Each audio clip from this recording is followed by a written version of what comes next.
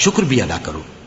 اس نے تو تم پر بس مرا ہوا جانور اور لہو اور سور کا گوشت اور جس چیز پر اللہ کے سوا کسی اور کا نام پکارا جائے حرام کر دیا ہے۔ ہاں، جو مجبور ہو جائے بشرطے کہ اللہ کی نافرمانی نہ کرے اور حد ضرورت سے باہر نہ نکل جائے، اس پر کچھ گناہ نہیں۔ بے شک اللہ بخشنے والا ہے، رحم کرنے والا ہے۔ جو لوگ اللہ کی کتاب سے ان آیتوں اور ہدایتوں کو جو اس نے نازل فرمائی ہیں چھپاتے اور ان کے بدلے تھوڑی سی قیمت یعنی دنیاوی منفعت حاصل کرتے ہیں، وہ اپنے پیٹوں میں محض آگ بھرتے ہیں۔ ایسے لوگوں سے اللہ قیامت کے دن نہ کلام کرے گا اور نہ ان کو گناہوں سے پاک کرے گا، اور ان کے لیے دکھ دینے والا عذاب ہے۔ یہ وہ لوگ ہیں جنہوں نے ہدایت چھوڑ کر گمراہی اور بخشش چھوڑ کر عذاب خرید لیا۔ یہ آتش جہنم کی کیسی برداشت کرنے والے ہیں۔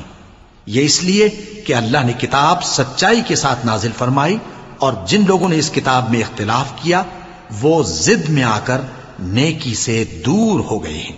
نیکی یہی نہیں کہ تم مشرق و مغرب کو قبلہ سمجھ کر ان کی طرف منہ کر لو، بلکہ نیکی یہ ہے کہ لوگ اللہ پر اور روز آخر پر اور فرشتوں پر اور اللہ کی کتاب پر اور پیغمبروں پر ایمان لائیں، اور مال باوجود عزیز رکھنے کے رشتہ داروں اور یتیموں اور محتاجوں اور مسافروں اور مانگنے والوں کو دیں، اور گردنوں کے چھڑانے میں خرچ کریں، اور نماز پڑھیں اور زکوٰۃ دیں، اور جب عہد کر لیں تو اس کو پورا کریں، اور سختی اور تکلیف میں اور جنگ کے وقت ثابت قدم رہیں۔ یہی لوگ ہیں جو ایمان میں سچے ہیں، اور یہی ہیں جو اللہ سے ڈرنے والے ہیں۔ مومنوں، تم کو مقتولوں کے بارے میں قصاص یعنی خون کے بدلے خون کا حکم دیا جاتا ہے، اس طرح پر کہ آزاد کے بدلے آزاد مارا جائے، اور غلام کے بدلے غلام، اور عورت کے بدلے عورت۔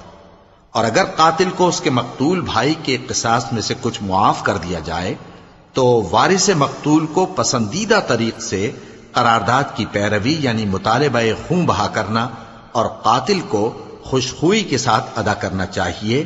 یہ تمہارے پروردگار کی طرف سے تمہارے لیے آسانی اور مہربانی ہے۔ اب جو اس کے بعد زیادتی کرے اس کے لیے دکھ کا عذاب ہے۔ اور اے اہل عقل، حکم قصاص میں تمہاری زندگانی ہے کہ تم قتل و خونریزی سے بچو۔ تم پر فرض کیا جاتا ہے کہ جب تم میں سے کسی کو موت کا وقت آ جائے تو اگر وہ کچھ مال چھوڑ جانے والا ہو تو ماں باپ اور رشتہ داروں کے لیے دستور کے مطابق وصیت کر جائے۔ اللہ سے ڈرنے والوں پر یہ ایک حق ہے۔